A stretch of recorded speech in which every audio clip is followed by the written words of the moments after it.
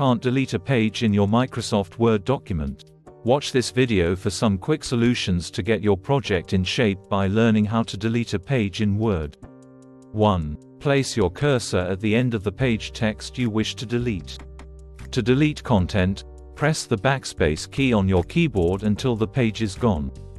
Alternatively, press delete at the top of the page. 2. Click and drag to select all page content to erase. To delete the chosen content, use backspace or delete. If the content covers numerous pages, continue highlighting and using backspace or delete until the page is erased.